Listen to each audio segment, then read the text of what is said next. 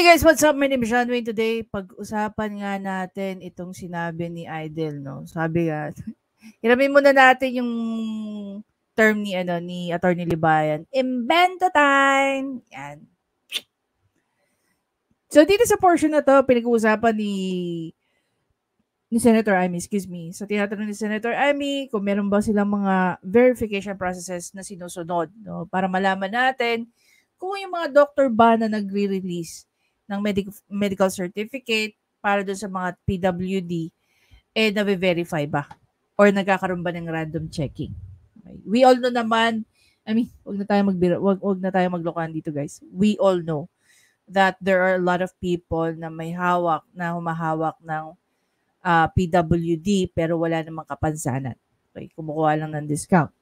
No? Lalo na kung ikaw ay may mga kaibigan sa loob ng munisipyo. So, ayan. Pakinggan muna natin si Senator Amy. Sumingit si Idol Jan. And sinabi nga niya na pakinggan na lang natin.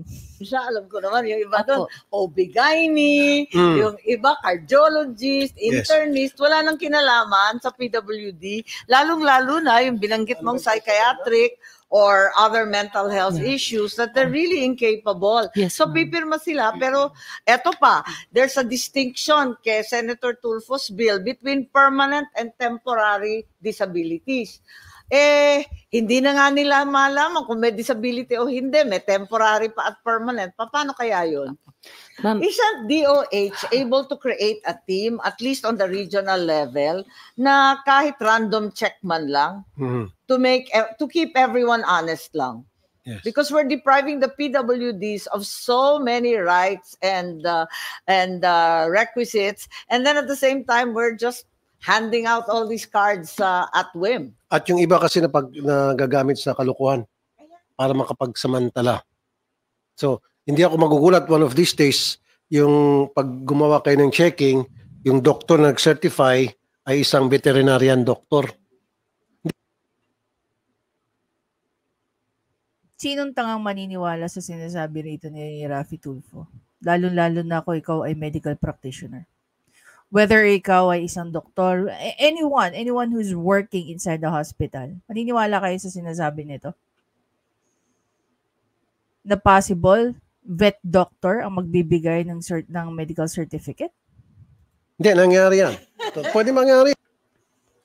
Ang sabi niya rito, Temo, balikan natin. Nangyari yan.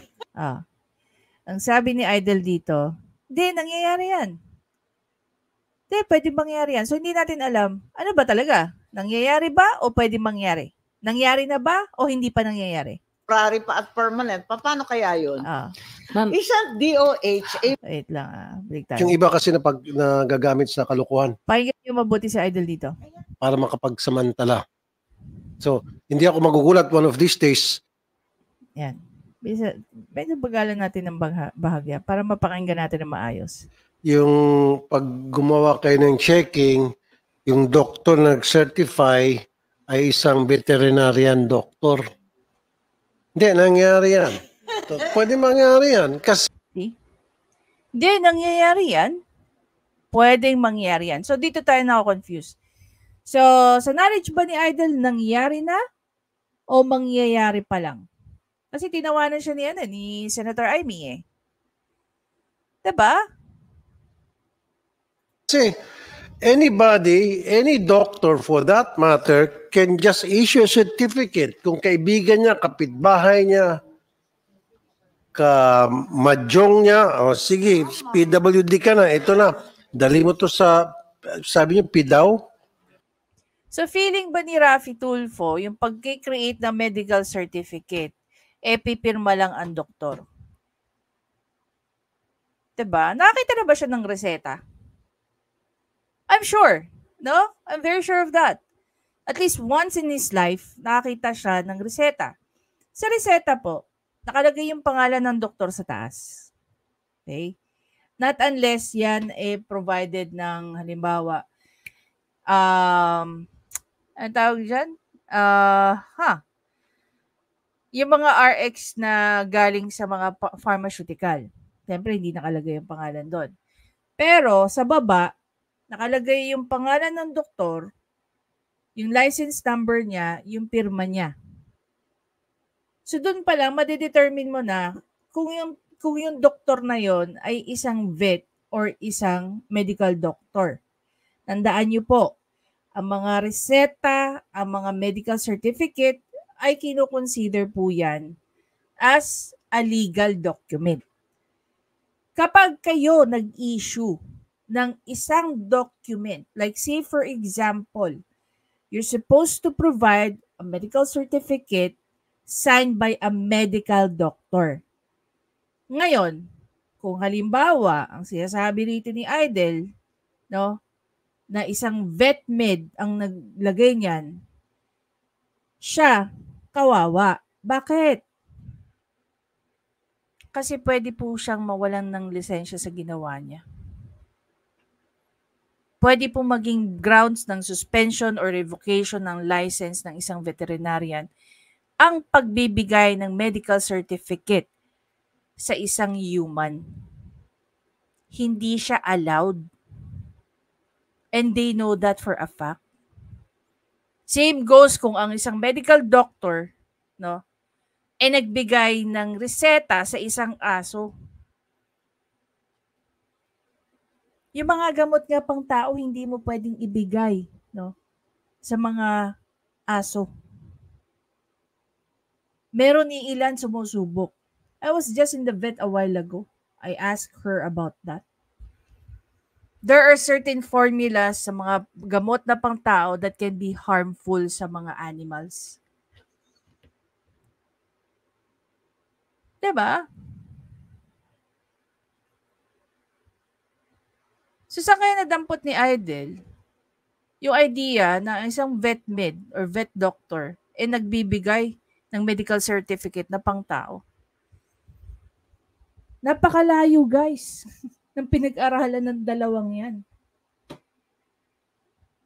Diba? Yung human structure ba, yung human anatomy ba is the same with animal anatomy? Yung human physiology ba is the same with an animal physiology?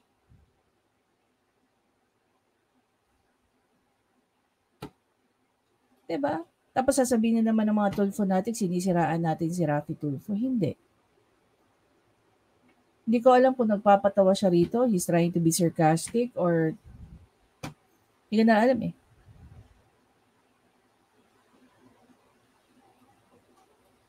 Diba?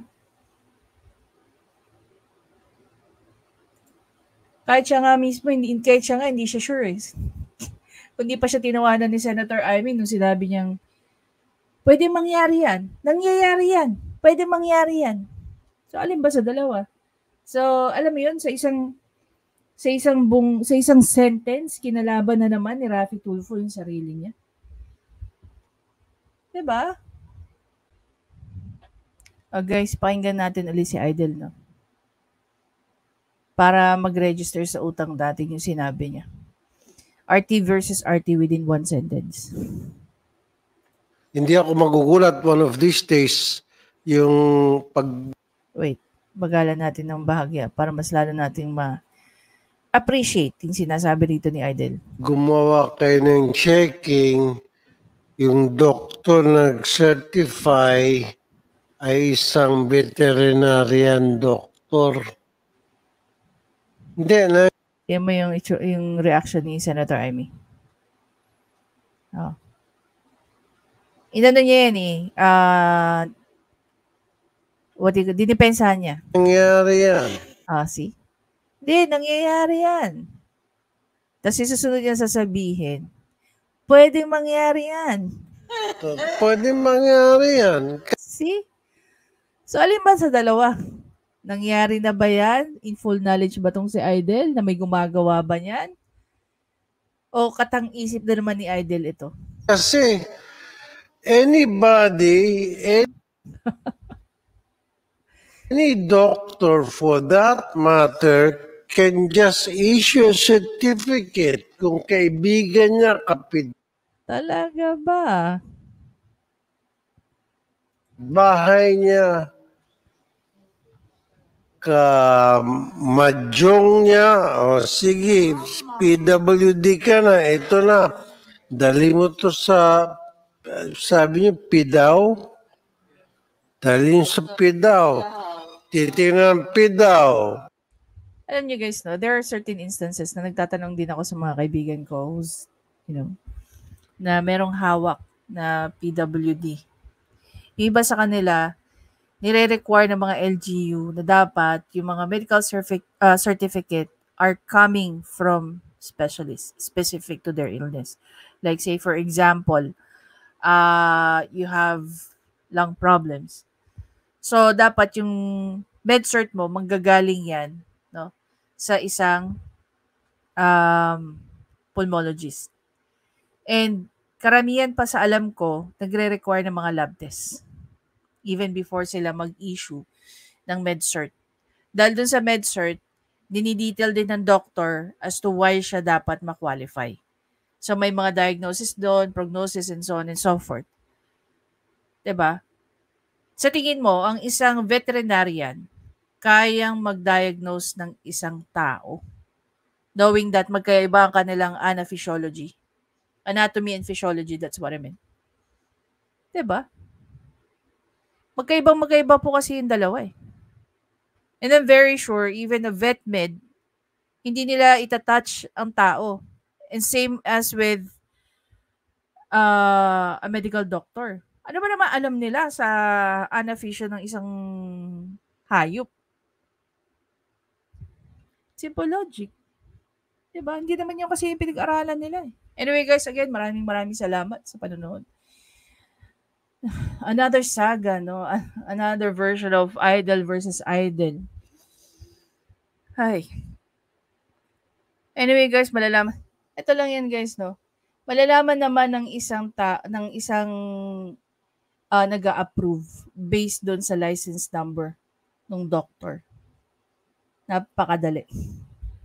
Diba? That's the purpose kung bakit nilalagay ng mga doktor ang kanilang signature, full name, at saka mga license number nila.